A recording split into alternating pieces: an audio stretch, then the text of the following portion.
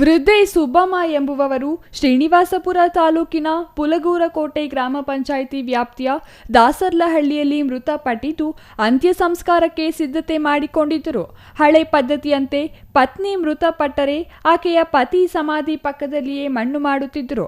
ಆದರೆ ಸುಬ್ಬಮ್ಮ ಎರಡನೇ ಪತ್ನಿ ಆಗಿರುವುದರಿಂದ ಮೊದಲ ಪತ್ನಿಯ ಸಂಬಂಧಿಕರು ಜಮೀನಿನಲ್ಲಿ ಅಂತ್ಯ ಸಂಸ್ಕಾರ ಮಾಡಲು ಅಡ್ಡಿಪಡಿಸಿದರು.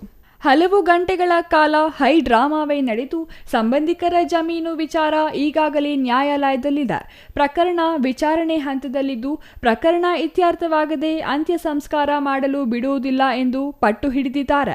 ನಂತರ ಎಸಿ ಅವರ ಆದೇಶದ ಮೇರೆಗೆ ಸ್ಥಳಕ್ಕೆ ಧಾವಿಸಿದ ಶ್ರೀನಿವಾಸಪುರ ತಾಲೂಕು ದಂಡಾಧಿಕಾರಿ ಜಿಎನ್ ಸುಧೀಂದ್ರ ಮತ್ತು ಗೌನಿಪಲ್ಲಿ ಸರ್ಕಲ್ ಇನ್ಸ್ಪೆಕ್ಟರ್ ಶಿವಕುಮಾರ್ ಮಧ್ಯ ಪ್ರವೇಶಿಸಿ ಎರಡು ಕಡೆಯವರ ಮನವೊಲಿಸಿ ಅಂತ್ಯ ಸಂಸ್ಕಾರ ಮಾಡಲು ಅನುವು ಮಾಡಿಕೊಡಲಾಯಿತು.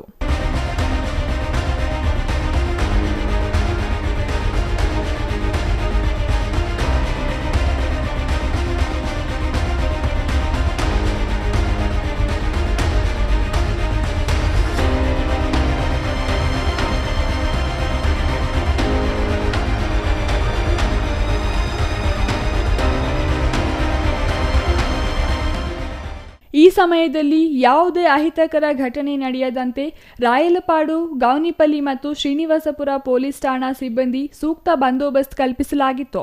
ಕೊನೆಗೂ ವಿವಾದ ಸುಖಾಂತ್ಯವಾಗಿದ್ದು ಪತಿ ಸಮಾಧಿಯ ಪಕ್ಕದಲ್ಲಿಯೇ ಪತ್ನಿಯನ್ನು ಮಣ್ಣು ಮಾಡಲಾಯಿತು.